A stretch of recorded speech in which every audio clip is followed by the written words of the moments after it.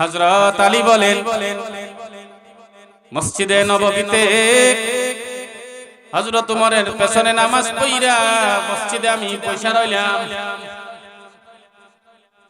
নামাজ শেষ কইরা হযরত ওমর সাহাবায়ে কেরামের দিকে মুখ করে বসলেন, তাসবিহ পড়তে লাগলেন। আমিও তাসবিহ পড়লাম। হযরত ওমরের আগে আমি মসজিদে নববী থেকে বের হয়ে গেলাম। সামনে যাওয়ার পর একজন বৃদ্ধা মহিলা আমারে ডাক দিলেন, আলী গো আসো। আমি তার কাছে গেলাম, আমার হাতের মাঝে একটা ব্যাগ ধরাইয়া দিল আর বলল, এই ব্যাগের মাঝে আমার গাছের খেজুর আছে, হযরত ওমরের হাতের মাঝে দিও। তিনি খাবেন, সাহাবায়ে কেরাম খাবেন, আপনিও খাবেন, দোয়া করবেন, আমার খেজুর গাছের মাঝে বরকত হবে। أما بعد فأعوذ بالله من الشيطان الرجيم. بسم الله الرحمن الرحيم.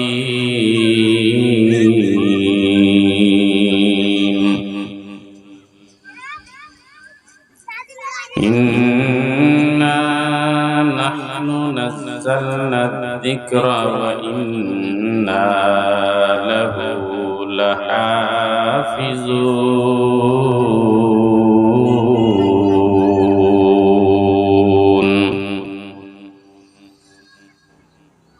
وقال رسول الله صلى الله عليه وسلم: إن الذي ليس في جوفه شيء من القرآن كالبيت الخرب، أو كما قال عليه الصلاة والسلام.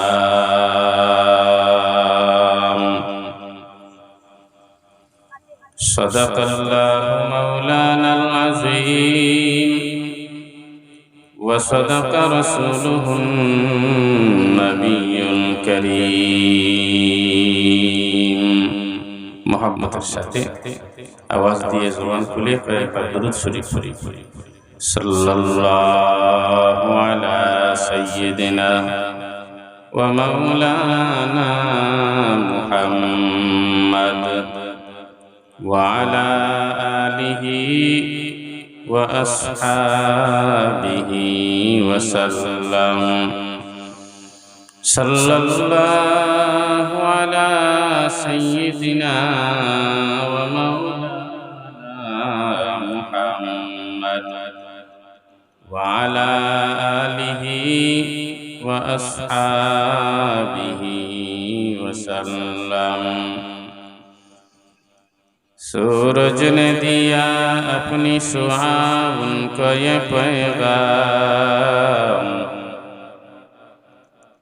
सूरज ने दिया अपनी शुआ उनको ये पैगाम. दुनिया है अजब चीज, कभी सुबह कभी शाम. दुनिया है अजब चीज, कभी सुबह कभी शाम.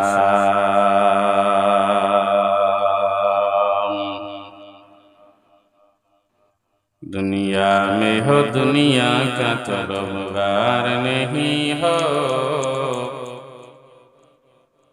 दुनिया में हो दुनिया का तलबगार नहीं हो. बाजार से गुजर हो खरीदार नहीं हो,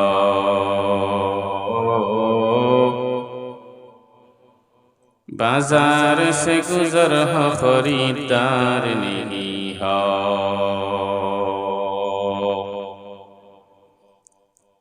मकबूल है साज है काबिल तो बहुत है, मकबूल है साज है काबिल तो बहुत है. आईना के मानिंदे तो नहीं दिल तो बहुत है आईना के मानिंदे तो नहीं दिल तो बहुत है अल्हम्दुलिल्लाह মাদ্রাসা দাওয়াতুল হক তাহিরপুর টাকাটুকিয়া জামালগড় গাজীপুর কর্তৃক আয়োজিত প্রথম বার্ষিক ওয়াজ মাহফিলের চলমান অধিবেশনের সভাপতির মঞ্চে আসীন অত্যন্ত শ্রদ্ধাভাজন মুহতারাম সভাপতি সাহেব হযরত উলামায়ে কেরাম মুরব্বিয়ানে আযম যুবক ভাইরা পর্দার অন্তরালে অবস্থানরত আমার শ্রদ্ধেয় মা ও বোনেরা আলোচনার শুরুতে আল্লাহ রাব্বুল আলামিনের দরবারে শুকরগুজার হই যিনি আমাদেরকে দুনিয়াবি কাজ কাম থেকে ফারেক করে রহমতি বরকতি নূরানি জান্নাতের বাগানে আসার বসার হযরত উলামায়ে কেরামের জবান থেকে কুরআনুল কারীম এবং হাদিস শরীফ থেকে গুরুত্বপূর্ণ আলোচনা করবার এবং শোনার তৌফিক এনায়েত করেছেন এই জন্য সকলে পড়ি আলহামদুলিল্লাহ।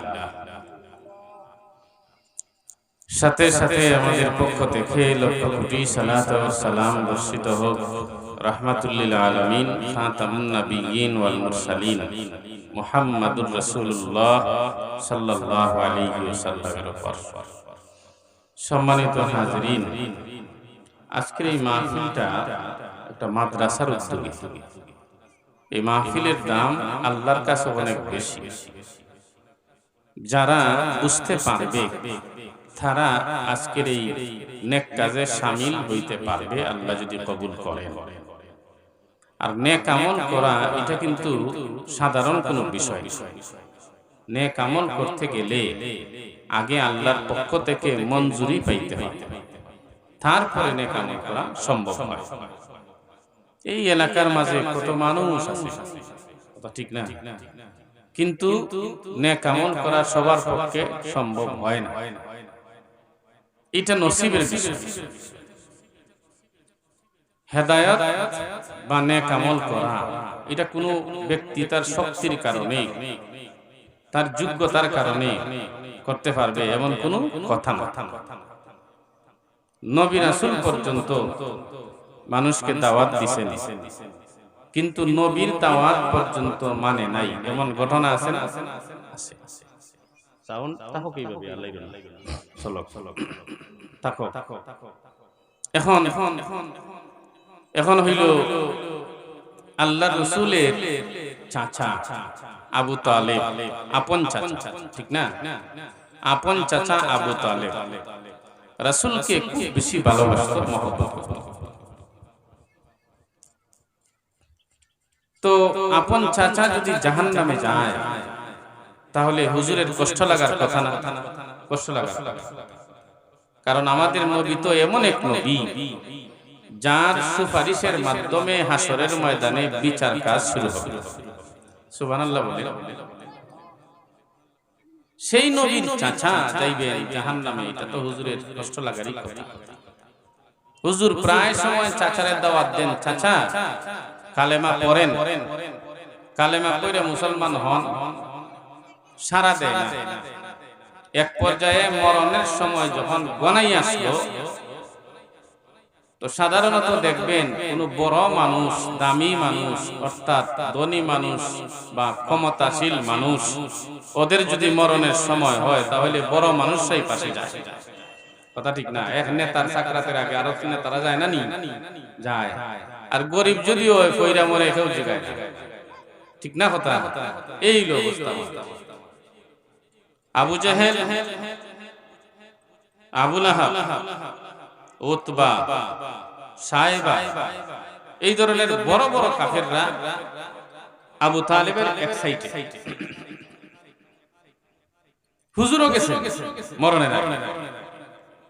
হুজুর আস্তে আস্তে গিয়া বলতেছেন কাছে, চাচা জুরে যদি বলতে অসুবিধা হয় তাহলে কমপক্ষে আমার কানে কানে একবার বলেন লা ইলাহা ইল্লাল্লাহু মুহাম্মাদুর রাসূলুল্লাহ।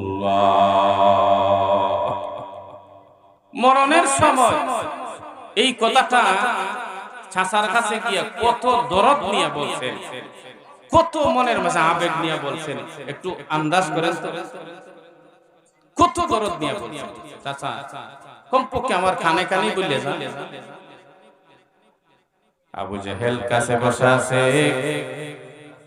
আবু জেহেল বলে, এই মুহাম্মদ সরাইয়া নেও। নাউজুবিল্লাহ বলে। কেন কইছে এই কথা? কি জানি মরণের সময় আবু তালিব নি কালিমা কইরা লাগে। আবু জেহেলের মাথায় বেদনা, সঙ্গের মানুষদেরকে বলে সরাইয়া নেও, মুহাম্মদকে সরাইয়া নেও। এক পর্যায়ে আবু তালেব পয়গম্বরে আরবিকে জানায়া দিল, ও ভাতিজা, আমি কালেমা পড়ব না। ও ভাতিজা, কালেমা পড়ব না। কপাল মন্দ, শেষ পর্যন্ত কবরে যাওয়ার আগেও তার কালেমা নসিব হয় নাই। পয়গম্বরে আরবি সাল্লাল্লাহু আলাইহি ওয়াসাল্লাম মনের মাঝে কষ্ট নিয়ে চলে আইছে। মনটা বড় ভারী। পয়গম্বরে আরবির মন ভারী হবে, পয়গম্বরে আরবির মনে কষ্ট হবে। আমার আল্লাহ কখনো সহ্য করতে পারে না। ঠিক না? এটা আল্লাহ সহ্য করতে পারে। আমার আল্লাহ দেখতেছেন নি হুজুরের অবস্থা? আল্লাহ দেখতেছেন।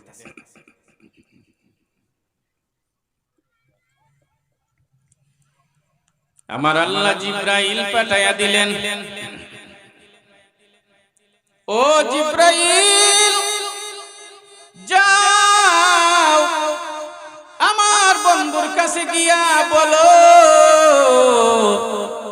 ইন্নাকা লা তাহদি মান আহবাবতা ওয়ালাকিন্নাল্লাহা ইয়াহদি মান ইয়াশা। হযরত জিব্রাইল কুরআনুল কারীমের আয়াত নিয়া পয়গম্বরে আরবির সামনে হাজির, জানায়া দিল, ও পয়গম্বর, আপনি যাকে চান, আপনি যাকে ভালোবাসেন, আপনি চাইলেই তাকে হেদায়েত করতে পারবেন না, বরং আমার আল্লাহ যাকে চান সে হেদায়েত হবে। জুড়ে বলুন ঠিক কিনা? হেদায়েত হবে একমাত্র আল্লাহ যাকে চান। এই ধরনের মাহফিলে আসতে গেলে আল্লাহ যাকে চান সে আসবে, কথা ঠিক না? আর এখানে আসে মানুষ কোরআনের আকর্ষণে আসে না ব্যক্তির আকর্ষণে আসে? কোরআনের আকর্ষণে আসে, ব্যক্তির আকর্ষণে আইলে তো এই আশার কোনো লাভই নাই। কোরআনের আকর্ষণে আসতে নেক আমলে যদি বান্দার নিয়ত ঠিক থাকে তাহলে নেকি আছে, কথা বুঝছেন না? আর নেক আমলে যদি বান্দার নিয়ত ঠিক না থাকে তাহলে নেকি নাই। সাফ কথা। যদি নিয়ত ঠিক থাকে তাহলে নেকি আছে, নিয়ত ঠিক না থাকলে নেকি নাই। ও মুসলমান ইমানদার, তাকে দেখো, আমাদের আদি পিতা আদম আলাইহিস সালাম, আমার আল্লাহ আদম পয়গম্বরকে বানাইয়া থাকার জায়গা দিলেন জান্নাতে, ঠিক না? একা একা ভালো লাগে না, একা ভালো লাগে না। আচ্ছা, এই দুনিয়াতে আল্লাহ পুরুষ বানাইছে, যদি মহিলা আল্লাহ বানাইয়া না দিত, নারী না বানাইয়া দিত, তাহলে পুরুষরা কিরকম চললো? একেবারে বাপ মরা ফুল তার মতো এতিমই আছে। মা কথা হয় না? ভালো লাগলো না তো? আপনার কাজ করতে ভালো লাগলো না, টাকা রুজি করতে ভালো লাগলো না, ব্যবসা করতে ভালো লাগলো না, আতাল মাতাল ওই আতারে ফাতারে জঙ্গলে বনে ঘুরাইল। এখন তো মানুষের মনের মাঝে একটা আকর্ষণ লাগাইয়া দিচ্ছে আল্লাহ নারী। এটা আল্লাহর পক্ষ থেকে একটা মহব্বত আর ভালোবাসা, কথা বলেন ঠিক না? আদম পয়গম্বরের ভালো লাগে না, আমার আল্লাহ জোড়া দেখে মা হাওয়া আলাইহিস সালামকে বানাইছেন। এত সুন্দর আকৃতি দিলেন, এত সুন্দর আদম নবীর সামনে আমার আল্লাহ পেশ করলেন। দেখার পরেই মনে আকর্ষণ, হাত বাড়াইছে। আমার আল্লাহ বলেন, আদম রে হাত বাড়াইও না, হাওয়াকে যদি ধরতে চাও মোহর দেওয়া লাগবে, বিয়ে করা লাগবে। সুবহানাল্লাহ বলেন। মোহর না দিয়া ধরা যায়। স্বামী স্ত্রী দুইজনকে একসাথে থাকবার জন্য দিলেন, জান্নাতে থাকো, নিষেধ করে দিলেন, লা তাকরাবা হাদিহি শাজারাতা ফাতাকুনা মিনাল যালিমিন। এই গাছের কাছে যাইও না, গাছের ফল খাইও না, জালেমদের অন্তর্ভুক্ত হয়ে যাইবা। লম্বা কথা, আমি বিস্তারিত আলোচনায় যাব না। এখান থেকে একটা পয়েন্ট নেওয়ার জন্য ঢুকলাম, যে কোনো ভাবে হোক শয়তানের প্ররোচনায় পইরা এইবার ফল খাইছেন। আমার আল্লাহ বলেন, আদম আর জান্নাতে থাকতে পারবা না। ফল খাওয়ার সঙ্গে সঙ্গে আদম পয়গম্বরের শরীর থেকে সমস্ত কাপড় খুলিয়া গেছে। আল্লাহু আকবার। শরীরে কোনো কাপড়ই নেই। কুরআন শরীফে আছে আলোচনা, কাপড় নাই। কারণ জান্নাতে আল্লাহ পোশাক পরাইছিলেন, এই জান্নাতের পোশাক আল্লাহ দুনিয়াতে আনবার জন্য দিব না। সুবহানাল্লাহ, আল্লাহ এটা রাখবো জান্নাতে। আমার আল্লাহ বলেন, ও আদম, স্বামী স্ত্রী দুইজন আমার তৈরি জান্নাত থেকে বের হয়ে যাও। শরীরে তো কাপড় নাই, শরীর ঢাকবেন কি দিয়া? এবার জান্নাত থেকে বের হইয়া, ওই সময় তো আর মানুষ নাই, না মানুষ আছে? মানুষ তো দুইজনেই, আর তো লোক নাই। আর বাকি যা আছে সব তো পশু, পশু দানব, এরপরে পশু পাখি কীট পতঙ্গ যা আছে এরা সব। যেখানে তার লজ্জার কিছু নাই। কি দিয়া শরীর ঢাকবেন? হঠাৎ করে চোখের সামনে আসলো বড় বড় পাতার একটি গাছ। এই গাছের নাম হইল তিন গাছ। তিন গাছের পাতা হইল হাতির কানের মতো বড় বড় পাতা। তিন জান্নাতি একটা ফল। এই ফলের এত গুণ, এই ফলের বাহিরও খাওয়া যায়, ভিতরও খাওয়া যায়। বাহিরও ফালানো লাগে না, ভিতরে কোনো বিসি টিসিও নাই, ফালানো লাগে না। তিন গাছের পাতা দিয়া আদম পয়গম্বর শরীর ঢাকছেন। জঙ্গলের হরিণেরা খবর পাইছে আদম পয়গম্বর জান্নাতে নাই, দুনিয়াতে চলে আসছেন। এইবার একদল হরিণেরা আদম পয়গম্বরকে সম্মান জানাইবার জন্য আদম নবীর কাছে আইল।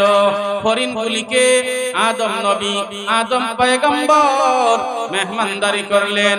কি দিয়া করলেন? শরীর থেকে তিন গাছের পাতা ছিড়িয়া ছিড়িয়া খাওয়াইয়া দিলেন। হরিণগুলিরে বিদায় দিয়া দিলেন। যাওয়ার সময় এক একটা হরিণের নাভি থেকে মেশকের ঘ্রাণ বের হইতে লাগলো। জোরে বলুন সুবহানাল্লাহ। এর আগে হরিণের নাভিতে মৃগ নাভি ছিল না, মেশক ছিল। তখন থেকে শুরু হয়। জঙ্গলে যাওয়ার পরে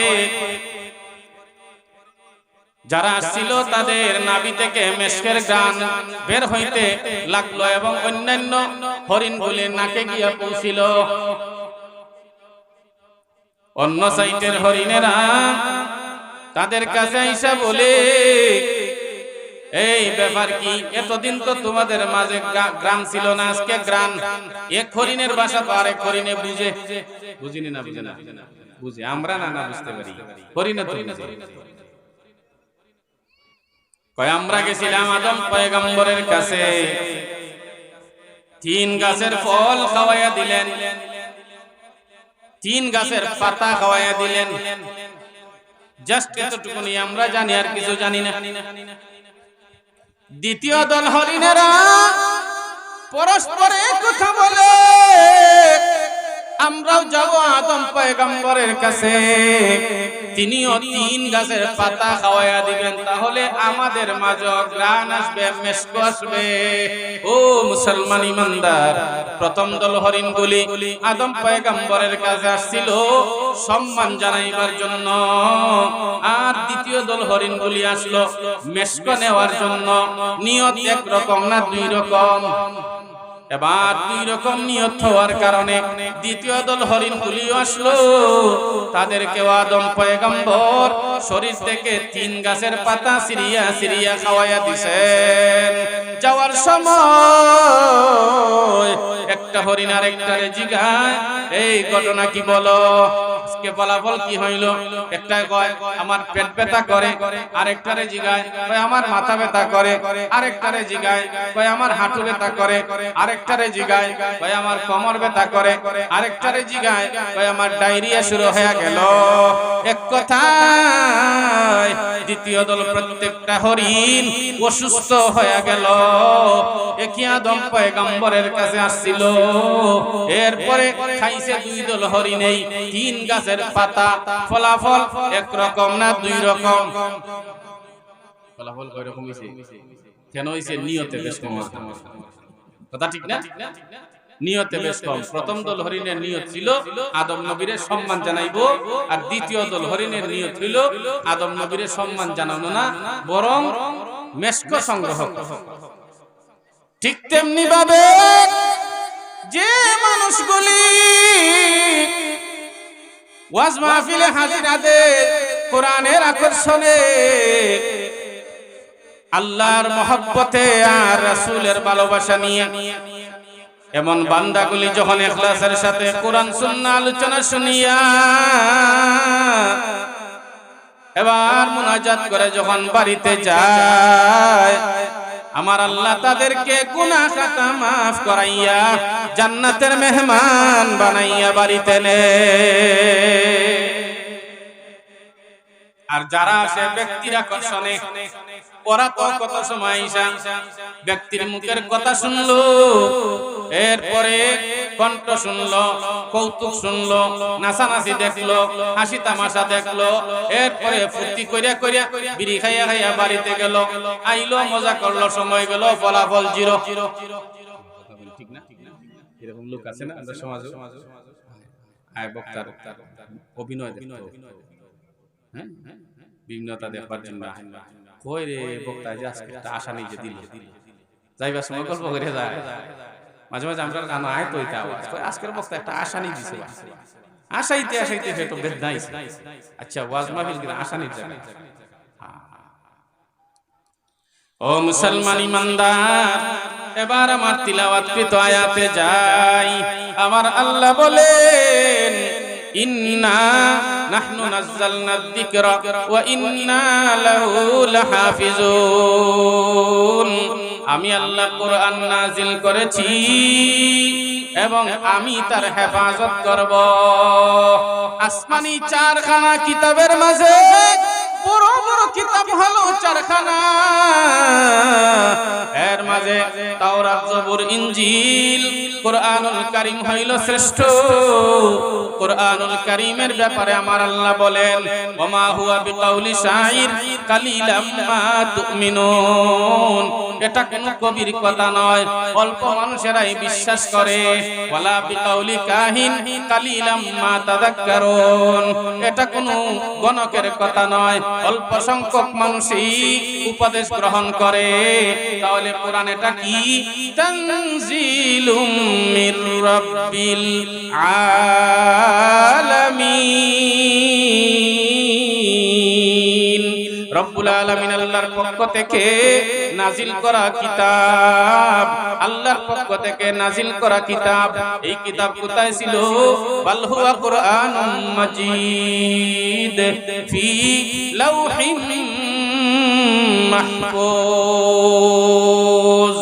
লৌহে মাহফুজ থেকে আমার আল্লাহ দীর্ঘ 23 বছরে 30 পারা কোরআন পয়গম্বরে আরবি সাল্লাল্লাহু আলাইহি ওয়াসাল্লামের উপরে নাজিল করেছেন।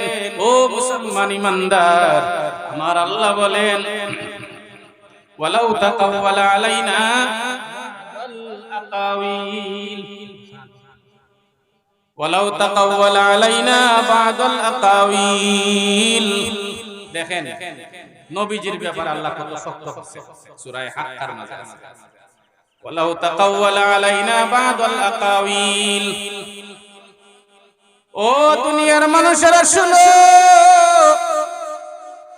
আমার বন্ধু যদি তার মন থেকে বানাইয়া বানাইয়া পড়িয়া পড়িয়া আমার নামে চালাইয়া দেয়, যদি বলে এটা কোরআন, লা আখাযনা মিনহু বিল ইয়ামিন, আল্লাহ বলেন আমি তার ডান হাত শক্ত করে ধরব।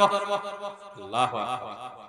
চিন্তা করছেন নবীর ব্যাপারে, আমাদের নবীর ব্যাপারে আল্লাহ বলছেন যে সে যদি তার মন থেকে বইরা বইরা আর যদি বলে ছাতা লারে না কিটা ছাতা লারে কেউ লাইরো না, ওপরেটা ছাতা যেরকম আছে এরকম থাকো, সার্ভিস মাইকে যেরকম দিতে আছে এইরকমই থাকো, আর লাড়াচাড়া করে ডিস্টার্ব দিও, আমি উঠে গিয়ে হারলে কিছু বলতে করবো, আমার ওই অসুবিধা নাই। এবার তাকে দেখো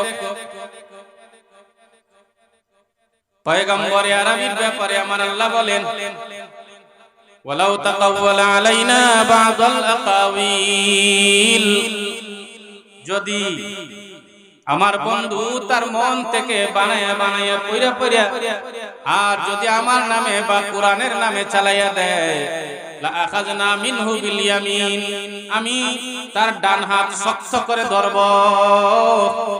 এরপরে সুম্মা লাকাতআনা মিনহুল ওয়াতিন, আমি তার গর্দন কেটে ফেলব। আল্লাহু আকবার। চিন্তা করছে এই কোরআন আল্লাহর পক্ষ থেকে নাজিল কিতাব, কিয়ামতের আগ পর্যন্ত দুনিয়ায় যত মানুষ আসবে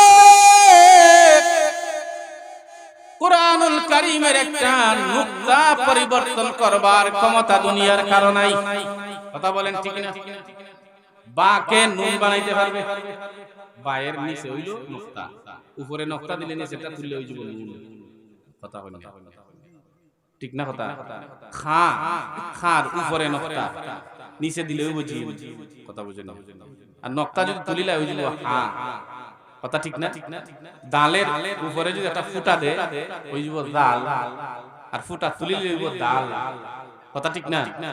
যা লেখিয়া উপরে যদি ফুটা দে যেটা হয় নুকতা, নুকতা যদি দে হইব যা, যদি ফুটা তুলিলা হইব রা। কথা ঠিক না?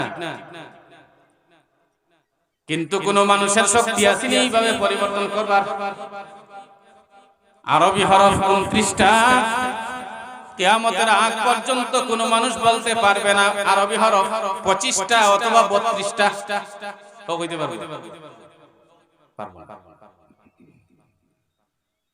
আমার আল্লাহ বলেন ওয়া ইন্না লাহু লাহাফিজুন, এই কোরআন আমি হেফাজত করব। আল্লাহ হেফাজত করবেন কেমনে?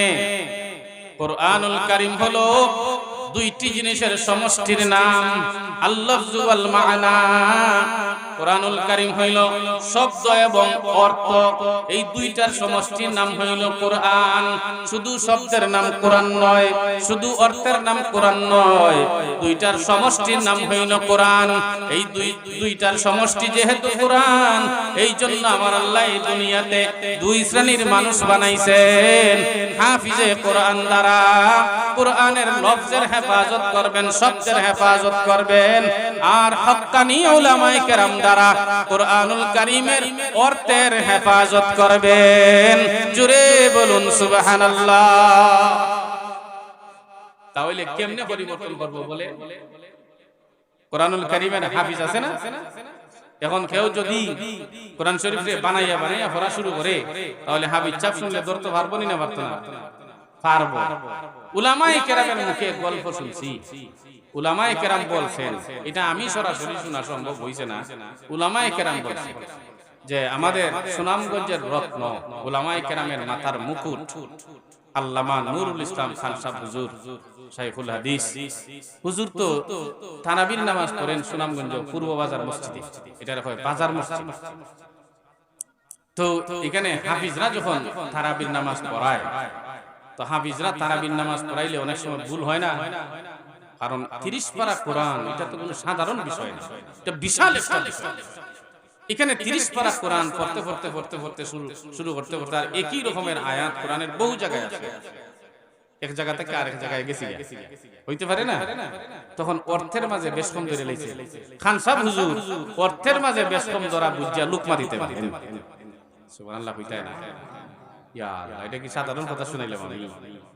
অর্থের বেশ কম হয়ে গেছে ইয়া তিলাওয়াত ভুল হওয়ার কারণে, যার কারণে অর্থ যে বেশ কম হইছে খান সাহেব হুজুরটা বুঝতে পারেন, লুকমাও দিতে পারেন। সুবহানাল্লাহ, এটা উলামায়ে কেরাম গল্প করছেন শুনছি। ও মুসলমান ইমানদার, কুরআনুল কারীম হইল একটা পরশ পাথর। এই পরশ পাথরের সাথে যাদের সম্পর্ক হয় ওদের দাম বাড়িয়ে যায়।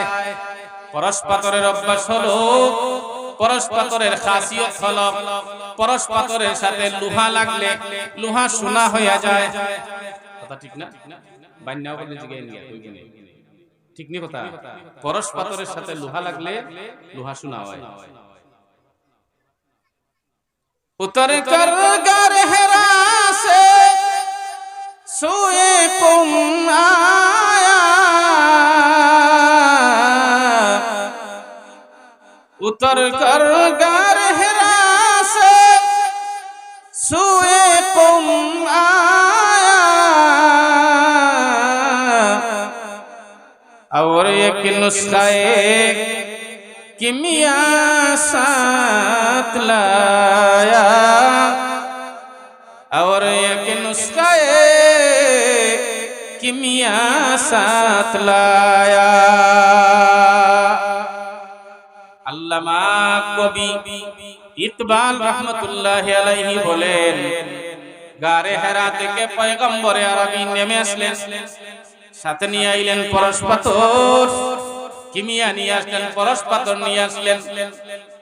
এই পরশ পাথরের এত দাম, পরশ পাথরের সাথে গুনাহগার মানুষগুলি সম্পর্ক করার কারণে তাদের দাম এত বাড়লো, গুনাহগার মানুষগুলি সোনার মানুষ হয়ে গেল। সুবহানাল্লাহ বলেন। হযরতে আবু বকর সিদ্দিক রাদিয়াল্লাহু আনহু, উনি তো মূর্তির পরিবারে জন্মগ্রহণ করেছিলেন, তখন ঠিক না? হযরত আবু বকরের বাবা মুসলমান ছিলেন, দাদা পরদাদা মা উনারা তো মুসলমান হয়েছেন হুজুর আসার পরে, কথা ঠিক না? হযরত ওমর মূর্তির পরিবারে জন্মগ্রহণ করেছিলেন, কথা ঠিক না? হয় হয়। হযরত ওমরের দাদা পরদাদা বাবা এরা কি মুসলমান ছিলেন নাকি হুজুর আসার আগে? ওনারা তো মূর্তি পরিবারে জন্মগ্রহণ করছে। হযরত ওমরও তো মূর্তির পূজা করতেন, ঠিক না? হযরত উসমান, হযরত আলী, এইভাবে সাহাবায়ে কেরাম উনারা তো আগে ছিলেন মূর্তি পূজার ধর্মে, হুজুর আসার পরে দাওয়াত দিয়া কালেমা পড়া মুসলমান বানাইছেন, তারপরে কোরআনের সাথে সম্পর্ক করছেন। এই কোরআনুল কারীমকে এমন ভাবে ধারণ করলেন, গলার মালা হিসাবে ব্যবহার করলেন, কোরআন অনুযায়ী নিজের জীবনটা চালাইতে শুরু করলেন। দাম এত বাইরে গেছে, হযরত আবু বকর আমিরুল মুমিনিন হলেন, হুজুরের পরে হযরত ওমর অর্ধ জাহানের বাদশাহী করলেন। জুরে বলুন সুবহানাল্লাহ। অর্ধ পৃথিবীর বাদশাহী করলেন হযরত ওমর, অর্ধ পৃথিবীর বাদশাহী এই কোরআন দিয়ে রাস্তা দিয়েছেন। আর বলছেন কি? হযরত ওমর বলছেন যে যদি আমার শাসনামলে একটা কুকুর না খাইয়া মারা যায়, আল্লাহর আদালতে উমর জবাবদিহি করবে। কত বড় কথা! একজন আমির অর্থাৎ বাদশা, অর্ধ পৃথিবীর বাদশা, তিনি বললেন কুকুর খাইয়া না মারা গেলে, কুকুর যদি না খাইয়া মারা যায় তাহলে জবাবদিহি করা লাগবে আল্লাহর আদালতে। আর আমাদের সমাজের নেতারা কি করে? সরকারের যত বরাদ্দ আসে জনগণের জন্য 16 আনার মাঝে 4 আনা দেয়, 12 আনা নিজের পেটে ঢুকায়। কথা বলেন ঠিক না? এটা কি বানাইল কথা হইছে? এটা কি বদনাম করছি?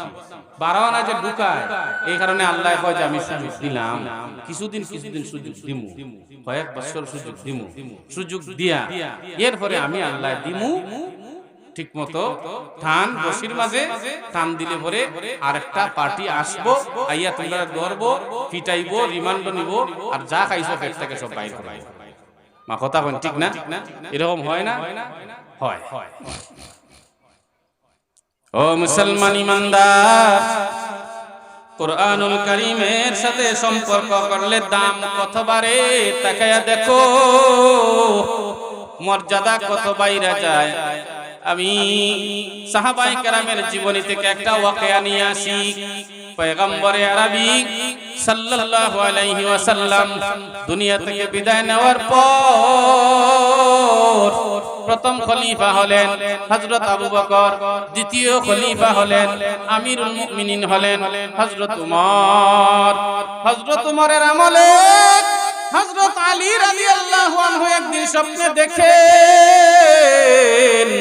মসজিদে নববীতে আয়েশা ফজরের নামাজ পয়গম্বরে আরবি সাল্লাল্লাহু আলাইহি ওয়াসাল্লামের পেছনে আদায় করতেছেন। হযরত আলী স্বপ্নে দেখেন, মনোযোগ দিয়ে শুনেন, ফায়দা হইব। হযরত আলী স্বপ্নে দেখেন মসজিদে নববীতে আয়েশা হুজুরের পেছনে ফজরের নামাজ পড়লেন। মসজিদে নববীতে সালাম ফিরাইয়া এইবার পয়গম্বরে আরবি সাহাবায়ে কেরামের দিকে মুখ করে বসলেন, তাসবিহ তাহলিল করতে লাগলেন। হযরত আলী বলেন, আমিও তাসবিহ পড়লাম। হুজুরের আগে মসজিদে নববী থেকে আমি বের হয়ে গেলাম। মসজিদে নববীর গেটে যাওয়ার পর একজন মহিলা আমারে ডাক দিল, আলী এদিকে আসো। আমি তার কাছে গেলাম। বৃদ্ধা মহিলা একটা খেজুরের ব্যাগ আমার হাতের মাঝে ধরাইয়া দিলেন। এই খেজুরের ব্যাগের মাঝে তার গাছের খেজুর আছে। বৃদ্ধা মহিলা কয়, এই ব্যাগের মাঝে আমার গাছের খেজুর আছে। আলী রে, এই ব্যাগটা পয়গম্বরে আরবির হাত মোবারকে দিও। হুজুর আমার এই ব্যাগ থেকে আমার গাছের খেজুর খাবেন, সাহাবায়ে কেরাম খাবেন, আপনিও খাবেন। হুজুর দোয়া করবেন আমার গাছের মাঝে বরকত হবে।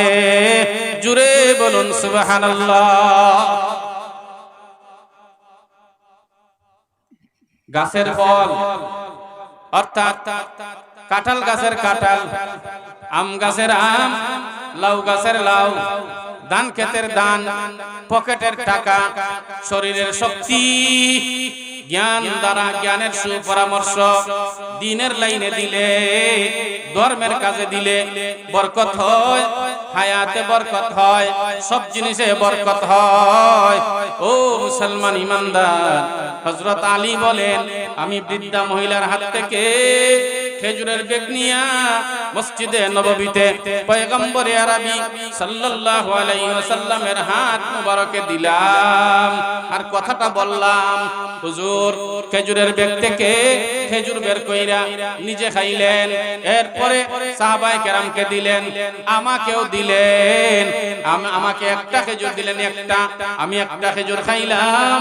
খাওয়ার পরে খেজুর খাইয়া শেষ হলো, এমন সময় মুয়াজ্জিনের মাইকের আওয়াজ আমার কানের মাঝে ঢুকলো।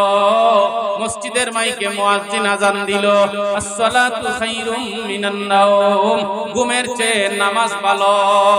আমার ঘুম ভাঙিয়া গেল। আমি ঘুম থেকে জাগ্রত হইয়া আমার মুখের মাঝে ওই যে স্বপ্নের মাঝে খেজুর খাইছিলাম সেই মিঠা লাগিয়া রইছে। হযরত আলী বলেন, আমার মুখের মাঝে মিঠা লাগিয়া রইছে, আমি তো একেবারে খেয়ালের মাঝে পড়ে গেলাম। হায় হায়, স্বপ্নে দেখলাম আমি হুজুরের হাত মুবারক থেকে খেজুর খাইলাম। মুয়াজ্জিনে দিল আযান। হযরত আলী বলেন, আমি ওযু হইরা আমি দ্রুত গতিতে মসজিদে নববীতে চলে গেলাম। সেখানে গিয়া আমি ফজরের নামাজ জামাতের সাথে আদায় করলাম। ইমামতি করলেন হযরত ওমর রাদিয়াল্লাহু আনহু। কারণ তখন তো হুজুর নাই, মসজিদে নববীর ইমাম ছিলেন যারা যে সময় খলিফা হইছেন তা। আর এটাই ছিল ইসলামের বিধান। এটাই ছিল ইসলামের বিধান। কেন্দ্রীয় মসজিদগুলির খতিব হবেন, ইমাম হবেন সমাজের সবচেয়ে যিনি বড় নেতা তিনি। কথাটা বুঝছেন না? তিনি হবেন মসজিদের বড় মসজিদের খতিব, ইমাম হবেন। তখন তিনি যদি নামাজ শেষে একটা হুকুম দিয়ে দেন, সঙ্গে সঙ্গে এটা পালন করা হবে, বাস্তবায়ন হবে। কথা ঠিক না?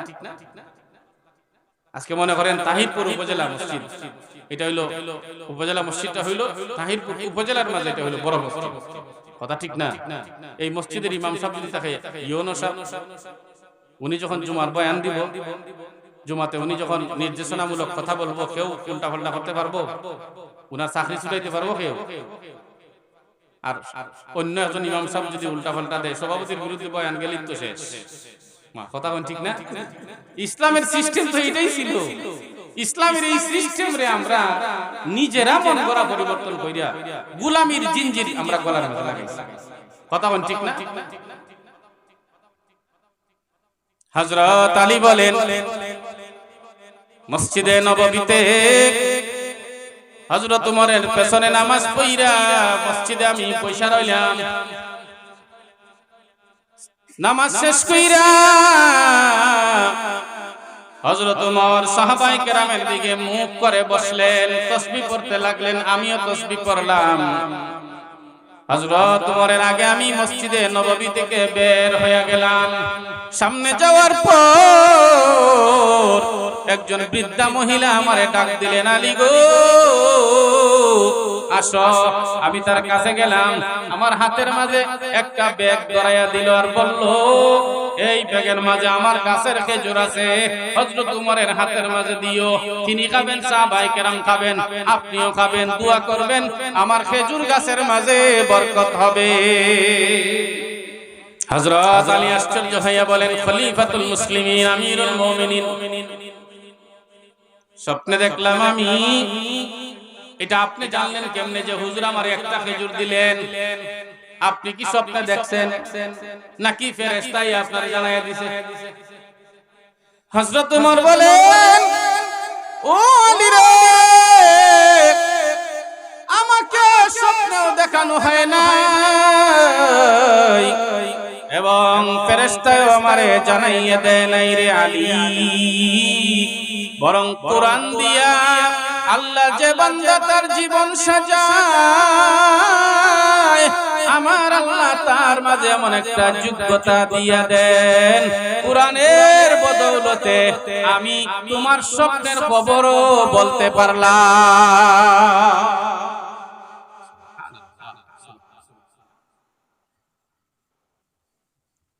তাহলে কোরআন দিয়া জীবন সাজানোর কারণে সম্মান বাড়লো না কমলো? বাড়ছে না কমছে? আপনার আমার সন্তান যখন 12 বছরের একটা সন্তান কোরআন মুখস্থ কইরা হাফেজ হয়, তার দাম বাড়ে না কমে? তারে তো মানুষ নাম ধরে ডাকে না, কয় হাবিজ চাপ, হয়নি না, হয় না? আর 12 বছরের আরেকটা ছেলে, তার সাথী বন্ধু বান্ধব, তারে তো ডাকে ও ফুটবল, ফুটবল আইরে দিকে। তার নাম হইল টেঙ্কু। টেঙ্কু ধরে ডাকে না, এই টেঙ্কু আইরে। কিন্তু এই 12 বছরের ছেলেরা নাম ধরে ডাকে না, তার ডাকে হাবিজ চাপ, এদিকে আসো, হাবিজ চাপ, হয়নি না, হয় না? তাইলে তার সম্মানটা বাড়ছে না কমছে? তার কারণে তার বাবার সম্মান বাইরে গেল। তার বাপরে দেখলো মানুষে কয়, ওই যে দেখো ওই যে বেটা চাচার, ওই যে হাবিজ চাপ, ওই যে হাবিজ চাপের বাপ। মানুষে কয়নি না, কয় না? একজন হাফেজের দাম কত তাকে দেখো। পয়গম্বরে আরবি সাল্লাল্লাহু আলাইহি ওয়াসাল্লাম বলেন, ইউকালু লিসাহিবিল কুরআনি ইকরা ওয়ারতাকি ওয়ারাত্তিল কামা কুনতা তুরাত্তিলু ফিদ দুনিয়া ফাইন্না মানজিলাকা ইনদা আখিরি আয়াতিন তাকরাউহা।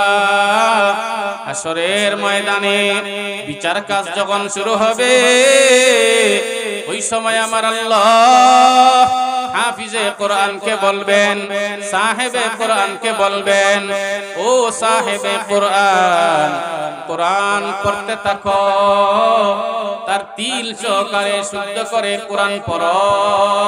যেইভাবে সুন্দর করে দুনিয়াতে থাকা অবস্থায় তুমি কোরআন পড়ো আর এক একটা আয়াতের বিনিময়ে তুমি উপরের দিকে উঠতে থাকো।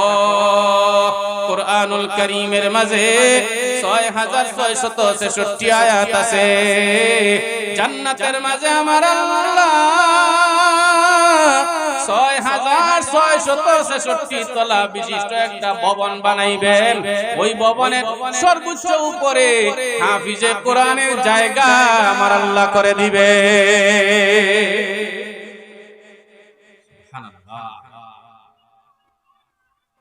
এই সম্মান আমার আল্লাহ দিবেন। এতে বান্দা ওইখানে কিছুই করতে পারবে না। কথা বলেন ঠিক না? শুধু তাই নয়, তাকায়া দেখো হাশরের ময়দানে কিছু পুরুষ আর নারীর মাথার মাঝে নূরের টুপি থাকবে। নূরের টুপি থাকবে কিছু পুরুষ আর নারীর মাথায়। নূরের টুপি জলমল জলমল করবে, জলমল জলমল করবে। সুতরাং দুনিয়াতে থাকা অবস্থায় সন্তানকে হাফেজ বানানোর দরকার আছে নি? বলেন বলেন, আলেম বানানোর দরকার আছে নি? শুধু তাই নয়, পয়গম্বরে আরবি সাল্লাল্লাহু আলাইহি ওয়াসাল্লাম বলেন, মান কারাআল কুরআনা ফাস্তাযহারাহু ফাহাল্লা হালালাহু ওয়া হাররামা হারামা আদখালাহু আল্লাহুল জান্নাহ ওয়া শাফাআহু ফি আশরাতিন মিন আহলি বাইতিহি কুল্লুহুম কাদ ওয়াজাবাত লাহুন নার। পয়গম্বরে আরবি বলেন, যে কোরআন পড়লো আর কোরআন যাকে হালাল বলেছে হারাম জানিয়া মানলো, কোরআন যাকে হারাম বলেছে হারাম জানিয়া ছাইরা দিল, এমন বান্দা হাফিজে কোরআন হাশরের ময়দানে আমার আল্লাহর দরবারে হাজিরা দেওয়ার পর আমার আল্লাহ ওই হাফিজে কোরআনকে বলবেন, আদখালাহুল্লাহুল জান্নাতা, আল্লাহ তাকে জান্নাতে প্রবেশ করাবেন। সুবহানাল্লাহ বলেন। হাফিজকে আল্লাহ জান্নাত দিয়ে দিবেন। সুবহানাল্লাহ। হাফিজকে আল্লাহ জান্নাত দিয়ে দিব, কারণ 30 পারা কোরআন তার সিনার মাঝে আল্লাহ দিয়েছে জাহান্নামের আগুনে জ্বালাইবার জন্য নয়। যারা হাফিজে কোরআনের সাথে দুর্ব্যবহার করে, যারা হাফিজে কোরআনের সাথে খারাপ আচরণ করে, মূল্যায়ন করে না, কষ্ট দেয়, ওরা মানুষ নামের কলঙ্ক। কথা বলেন ঠিক না? ওরা মানুষ নামের কলঙ্ক। কেমনে? আল্লাহর কালাম কোরআন, এই 30 পারা কোরআন আল্লাহর কালাম, তার সিনার মাঝে আল্লাহ দান করছে। এটা বুঝে না, কোরআন বুঝে না, আল্লাহ কোরআন বুঝে না। এই মানুষ, কথা বলেন এদিকে, মানুষ কি কোরআনের সম্মান বুঝে না? হাফিজে কোরআন জান্নাতের নির্দেশনা পাওয়ার পর জান্নাতে যাওয়ার জন্য রওনা করবে। আমার আল্লাহ বলবেন, ও হাফিজে কোরআন দাঁড়াও দাঁড়াও দাঁড়াও, আরো 10 জন মানুষকে সুপারিশ কইরা তোমার বংশ থেকে এমন 10 জন মানুষকে সুপারিশ কইরা জান্নাতে নেও যাদের জন্য জাহান্নাম ওয়াজিব দুজখ ওয়াজিব এমন 10 জনকে সুপারিশ কইরা জান্নাতে নিয়ে যাও জোরে বলুন সুবহানাল্লাহ। যারা আজকের আলোচনাটা শুনতেছেন যদি অন্তরের কানে শুনে থাকেন মনোযোগ দিয়ে শুনে থাকেন ইনশাআল্লাহ যদি আমলও করেন তাহলে ফায়দা হইব না হইতো না ফায়দা হইব না হইতো না। আচ্ছা এই কথাগুলি কি আমার জন্য বলতেছি খালি আমার জন্য আপনাদের জন্য উভয়ের জন্য এই ওয়াজটা শুধু আপনাদেরই বলতেছি না আমারও আমি আমার মাঝে যদি কোনো ত্রুটি থাকে তাহলে আমিও ঠিক হয়ে যেতাম মা কথা কোন ঠিক না ঠিক না। একজন হাফিজে কোরআন সুপারিশ করে 10 জন জাহান্নামী মানুষকে জান্নাতে নিতে পারবে। এই হাদিস আম্মা জান হযরতে আয়েশা সিদ্দিকা রাদিয়াল্লাহু আনহা শোনার পর দিনের বেলা পয়গম্বরে আরবি সাল্লাল্লাহু আলাইহি ওয়াসাল্লামকে প্রশ্ন করলেন নবী গো একজন হাফেজ যদি 10 জন জাহান্নামী মানুষকে সুপারিশ কইরা জান্নাতে নেয় একজন হক্কানি আলেম যিনি হাফেজ না শুধু আলেম হইছেন তিনি কতজন মানুষ সুপারিশ করে জান্নাতে নিতে পারবেন? এটা তো গুরুত্বপূর্ণ একটা প্রশ্ন। আম্মা জান হযরতে আয়েশা সিদ্দিকা হুজুরকে এই প্রশ্ন করার পর হুজুর বলেন আয়েশা রে আয়েশা তো হুজুরের স্ত্রী ছিলেন আমাদের আম্মা জান। হুজুর বলেন আয়েশা রাতে যখন বিছানায় যাব তখন ঘুমায়া ঘুমায়া এই প্রশ্নের উত্তর দিমু সুবহানাল্লাহ বলেন। ঘুমায়া ঘুমায়া স্বামী স্ত্রী গল্প করলে নেকি আছে না নাই? নেকি আছে, নেকি আছে। সমাজের মাঝে কিছু লোক আছে দেখবেন আচ্ছা যে সময় যার খেদমত দরকার এই সময় খেদমত হইতো না কথা বুঝুন।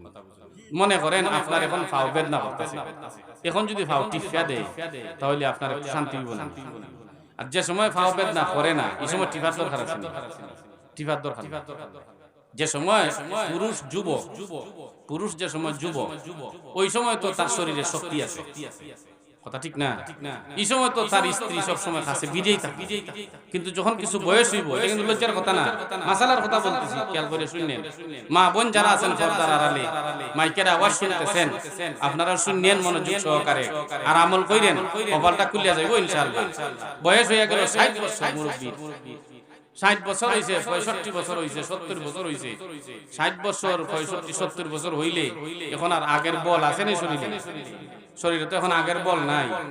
এখন কইব পায়ে ব্যথা হাঁটুতে ব্যথা কোমরে ব্যথা বিভিন্ন ডিস্টার্ব দিব শরীরে। মা ওই সময় বুড়ি বুড়ারে রাখে আলাদা এক রুমের মাঝে আর বুড়ি থাকে নাতি নচলে আরেক রুমে জিগাইলে কয় নাতি নচলে গেছি গিয়া শরম নাউজুবিল্লাহ কইতাই না। আচ্ছা এখানে বুড়ার দ্বারা তাহলে শরম মা কথা হয় না। এটা তো স্বামী স্ত্রী তো বয়স হইছে মুরব্বি এখানে কাছে থাকবো এই স্ত্রী কাছে থাকবো মুরব্বির কাছে থাকিয়া মুরব্বির বয়স যদি হয় 70 তো বুড়ির বয়স হইব 60 কিছু কমাইব না 10 বছরের কমাইব তো আরেকটু শরীরে শক্তি আছে ওই সময় কাছে থাকিয়া বুড়ি যদি বুড়ারে কয় হাই রে বুড়া যে সময় আসলাম তোমার ঘরে এই সময় তো শরীরের খুব তেজ আছে বয়স খুব ভালো আছে চামড়া টামড়া ঠিক আছে এখন দেখো আমারও চামড়া হইছে ডিল আর তোমারও দাড়িটা সাদা হইয়া পুরা দেখা যায় এখন মুরব্বি এই কথা কইয়া যদি গল্প করে একজনে আরেকজনে নফল নামাজের নেকি আমি আর জোরে এখন সুবহানাল্লাহ নফল নামাজের নেকি কিন্তু ক্যাসেট উল্টে গেছে এখন মুরব্বি গো কইরিয়া বাংলা ঘরের মাঝে বা আলাদা রুমের মাঝে ঘুরে চিল্লায় মুরব্বি চিল্লায় বুড়া বিটি আইয়া মুখও দেখায় আসেনি রে অবশ্য আপনাদের এলাকায় নাও থাকতে পারে আছে আমরা চাইতে বিভিন্ন চাইতে আছে মাঝে মাঝে আমার কানে খবর আমার মসজিদে অনেক সময় কিছু কিছু মুরব্বিরা ইয়া কইলে জুম্মার দিন এই ধরনের একটা বয়ান দিন অনেক মুসল্লিরা এইটা মা বোন যারা আছেন আপনারা ভুল করতেছেন।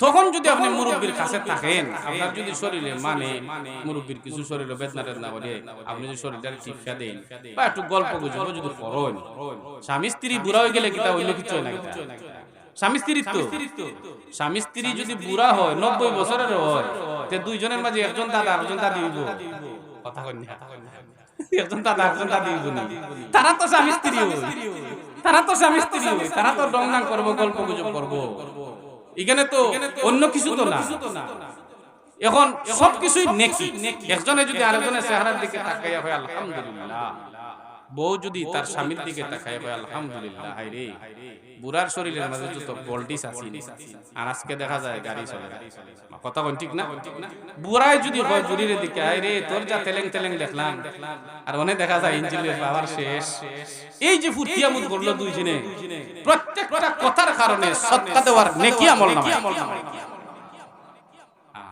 মহিলাগণ জান্নাতে যাওয়া তো সোজা মহিলাগণ জান্নাতে যাওয়া একেবারে সহজ কারণ ওরা যদি 5 ওয়াক্তের নামাজ ঠিকমতো পড়ে আল্লাহর হুকুমটা ঠিকমতো মেনে যায় খালি আর স্বামীরে খুশি রাখে সোজা চোখ বন্ধ করে জান্নাতে চলে যায় হিসাব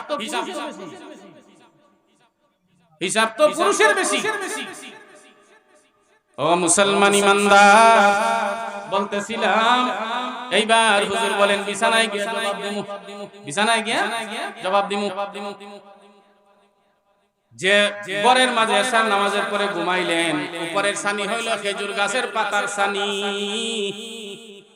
খেজুর গাছের পাতার ছানি হওয়ার কারণে এইভাবে ফাঁক ফাঁক আছে আসমানের মাঝে 14 তারিখের পূর্ণিমার চাঁদ মিটি মিটি করে তারকারাজি জ্বলতেছে দেখা যায় হুজুর বলেন আয়েশা উপরের দিকে তাকাও তাকাইছেন ফাঁক দিয়া দেখা যায় তারকারাজি হুজুর বলেন আয়েশা গো বলো আসমানের মাঝে কি জ্বলে বলে তারকারাজি জ্বলে কি পরিমাণে হইব কয় হযরত আয়েশা সিদ্দিকা বলেন কি পরিমাণে হইব এটা তো আর আমি আর গণা ছাড়া কইতে পারতাম না হুজুর বলেন তাহলে বলো দেখি আসমানে যেই পরিমাণে তারকারাজি আছে এই পরিমাণের নেকি আমার উম্মতের মাঝে কার হবে হযরত আয়েশা সিদ্দিকা বলেন আল্লাহ এবং তার রাসূল ভালো জানেন হযরত আয়েশা সিদ্দিকা ছিলেন উম্মতের মাঝে 1 নম্বরের সাহাবী হযরত আবু বকর সিদ্দিক রাদিয়াল্লাহু আনহুর মেয়ে মনে মনে ধারণা আমার বাবার তুই কথা বলেন হযরত আবু বকর তো 1 নম্বর উম্মতের মাঝে 1 নম্বর না 1 নম্বর আবু বকর মনে মনে আমার বাবার ইচ্ছা মনে মনে আর এমনি বলছেন যে আল্লাহ এবং তার রাসূল ভালো জানেন সুবহানাল্লাহ পয়গম্বরে আরবি বলেন ও আমার আয়েশা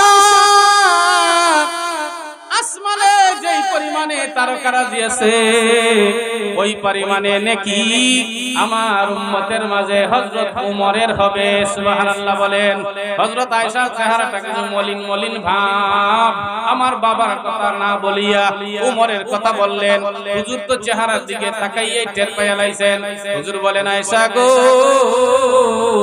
টেনশন করবার কিছু নাই শুনো আসমানে তারকারাজি কেউ যদি গুনতে শুরু করে গুনতে হয়তোবা এক পর্যায়ে গণনা শেষ হয়ে যাবে শেষ হয়ে গেলে নেকির একটা পরিমাণ বের হয়ে তারকারাজির একটা পরিমাণ বের হয়ে যাবে আসমানের তারকারাজির যেইভাবে একটা পরিমাণ হবে হযরত উমরেরও নেকির একটা পরিমাণ আছে সংখ্যা আছে ঠিক তেমনি ভাবে একজন হাফিজে কোরআন 10 জন মানুষ সুপারিশ কইরা জান্নাতে নিবে তারও একটা সংখ্যা আছে পরিমাণ আছে ও আমার আয়েশা আমার আবু বকরের যেইভাবে নেকির কোনো পরিমাণ নাই একজন হক্কানি উলামায়ে কেরাম একজন আলেম কতজন মানুষ সুপারিশ করিয়া জান্নাতে নিবে তার কোনো পরিমাণ নাই সুবহানাল্লাহ জোরে বলে ও মুসলমান ইমানদার যুবক বান্দা যুবক মানুষ আর্থিক অবস্থা ভালো মনটাও ভালো মাদ্রাসায় আসা যাওয়া করে মাদ্রাসায় যাওয়ার কারণে ছোট ছোট মাদ্রাসা ছাত্রদের সাথে একটা ভালো সম্পর্ক হয়ে গেল মনটা ভালো বাড়িতে গাবি আছে ওই গাবির দুধ দোহন কইরা আমি মাদ্রাসা ছাত্রদেরকে খাওয়াইমু যুবক ভাই প্রতিদিন গাবির দুধ দোহন কইরা এবার খাওয়ায় ছাত্রদেরকে নিয়ে দুধ খাওয়ায় খেয়াল দিয়ে শুনেন, আমি কিন্তু 7টা মাইকচার কয়টা 7টা। এখন যুবক মাদ্রাসার ছাত্রদেরকে নিয়ে দুধ পান করায়, প্রতিদিন দুধ পান করানোর কারণে একটা মহব্বত হয়ে গেছে ছাত্রদের সাথে, ছাত্ররা চিন্না লাইছে। এইভাবে যাইতে যাইতে সুখী মানুষ কিছুদিন যাওয়ার পর যুবকের স্বাস্থ্য বাইরে গেল, পেট বাইরে গেছে। সুখে থাকলে তো পেট বাড়ে, স্বাস্থ্য বাড়ে, কথা বল ঠিক না? এখন আরেক দিনের ঘটনা, সকালবেলা কলসের মাঝে দুধ লইয়া যুবক ভাই মাদ্রাসার দিকে রওনা করলো। ছোট ছোট মাদ্রাসার ছাত্ররা কিছু শয়তানিও করে, এই শয়তানিটা কিন্তু আবার সুন্দরও লাগে, কথা বল ঠিক না? ছোট বাচ্চারা তো শয়তানি করবো, 10 বছর 12 বছর 8 বছর 9 বছরের ছেলেরা শয়তানি করবো না? এই বাচ্চা যদি একেবারে রাষ্ট্রপতির মতো কথা হয়, তো মানুষ কইব দেখো বাপের পেটের ভিতরে মার পেটের ভিতরে ফাঁকি আইছে, তখন কইবনি না? হইতো না, কইব ফাঁকি গেছে বুলা বেটা, 12 বছরের বুলা দেখো কেমন কথা কয়, 8 বছরের বাচ্চা তো হে বাচ্চার মতোই কথা কইব, এটা তার সুন্দর, কথা কন ঠিক না? শয়তানি করবো, এটা সুন্দর। এক ছাত্র শয়তানি করে কয়, এই দেখ রে ছায়া দেখ, মটকা আইতাছে রে মটকা, কথা বুঝছেন না? যুবক ভাইয়ের যে পেট বাড়ছে, এখন দুধ লই আইছে তো দেখিয়া একটু মজা করে কথা সবাই, মটকা আইছে রে আজকে দুধ খাওয়াইব না, মটকা আইতাছে, এরা নাম ফালাই লইছে মটকা, মজা কইরা কইছে। এই শব্দটা তার কানে গেল, মনের মাঝে কষ্ট, হায় হায় মাদ্রাসার ছাত্রদেরকে প্রতিদিন আমি দুধ পান করাই আর আমার যে মটকা হয়, কষ্ট নিছি মনের মাঝে, কয় না আমি আজকে আর দুধ পান করাবো না। বাড়িতে ফিরত গেল, বউয়ে কয় কি হইছে, দুধ নিয়ে আইছেন কেন, ছাত্রদেরকে খাওয়াইছেন না? কয় না। কেন? কয় মটকা কইছে। বউয়ে কয় ছাত্ররা কি বুঝে, ঢং করছে, বুদ্ধি করছে, এই জন্য নিয়ে আওয়া লাগে। কয় না আমি আজকে খাওয়াবো না। দুধ রাইখা সারাদিন কৃষি কাজ করলো। ও মুসলমান ইমানদার, মনের মাঝে কষ্ট নিল, কত সময় পর পরই মনের মাঝে হায় হায় আমি এত মায়া করি ছাত্রদেরকে, আর আমারে বুঝি মটকা কয়, আমারে বুঝি মটকা কয়, মনের মাঝে এইরকম কত সময় পরে পরে উঠে। এইটা ভাবিয়া দিন চলে গেল। এশার নামাজের পর বিছানায় যখন ঘুমাইতে যায়, ঘুমায়া গেল, স্বপ্নে দেখে হাসরের মাঠ কায়েম হয়ে গেছে। ও মুসলমান ইমানদার, আমার আল্লাহ এবার ছাত্রদেরকে হুকুম দিলেন তোমরা ফুলসিরাত পার হইয়া জান্নাতে যাও। তাকেও আল্লাহ হুকুম দিলেন তুমিও ফুলসিরাত পার হও। যুবক হুকুম পাওয়ার পর এবার ফুলসিরাত পার হবে, সামনে 2 কদম যায়, 1 কদম পেছনে আয়, মনের মাঝে ভয় আমি কাটিয়া নিচে পড়ে যাই কিনা। ও মুসলমান ইমানদার, এইবার তাকে দেখো ছাত্ররা দৌড়াইয়া যাবে, ফুলসিরাতে গিয়া উঠবে। এইভাবে একজন পিছন দিকে চাইছে, চাইয়া কয় এই এই তাড়াতাড়ি দাঁড়াও। একজন আরেকজনকে কয় দাঁড়াও রে, চাইয়া দেখ পিছনে। হাসরের মাঠেও দেখা যায় মটকা আইছে রে মটকা। এ সাথীরা, যে যুবক ভাই দুনিয়াতে আমাদেরকে দুধ পান করাইতো, এই যুবক ভাই আজকে হাসরের ময়দানে আইছে, তারে আমরা ফালাইয়া যাইতাম না, ফালাইয়া যাইতাম না, তারে সাথে করে নিয়া জান্নাতে যাব। জুড়ে বলেন সুবহানাল্লাহ। যুবক বলে মাদ্রাসার ছাত্ররা পেছনে দৌড়াইয়া আমার কাছে আইলো, আমার ঘুম ভাইয়া গেছে, স্বপ্ন শেষ। সকালবেলা আবার কলসের ভিতর দুধ লইয়া মাদ্রাসায় চলে আইলো। ওই ছাত্রটারে খুঁজে বার করছে, আয় রে আয়, তুই আমারে মটকা বলছিলে, কিন্তু যে স্বপ্ন আমি রাত্রে দেখলাম হাসরের মাঠে যাওয়ার পর, তুমি তো আমারে বলো নাই, আমারে মটকা বলো আর যাই বলো না কেন, আমি তোমাদেরকে দুধ পান করাবো, আমার জন্য দোয়া করিও। সুবহানাল্লাহ। ও মুসলমান ইমানদার, মাদ্রাসায় সহযোগিতা করলে কমে না বাড়ে, কথা কোন কমে না বাড়ে? মাদ্রাসায় সহযোগিতা করলে কিসমতটা খুলে যায়, হাসরের ময়দানে কাজে লাগে। লম্বা আলোচনা হইছে, যদি আপনারা আমার কথাগুলি অন্তরের কান দ্বারা শুনে থাকেন তাহলে আমি মাত্র কয়েক মিনিট আপনাদেরকে হালকা কষ্ট দিয়া এরপরে দোয়া কইরা বিদায় হব। আমি বিশ্বাস করি আপনারা অন্তরের কান দিয়া মনোযোগ সহকারে আপনারা কথাগুলি শুনছেন। এই যে দাওয়াতুল হক মাদ্রাসা, দাওয়াতুল হক তাহিরপুর নতুন যে মাদ্রাসাটা শুরু হইল, এই মাদ্রাসাটা তার একটা রূপে দাঁড় হোক এবং কিয়ামত পর্যন্ত মাদ্রাসা টিকে থাকুক। আপনারা চান কি চান না? কথা বলেন, আপনারা চাননি? কে কে চান? একটু হাত তুলে দিন। মাশাআল্লাহ, নারায়ে তাকবীর।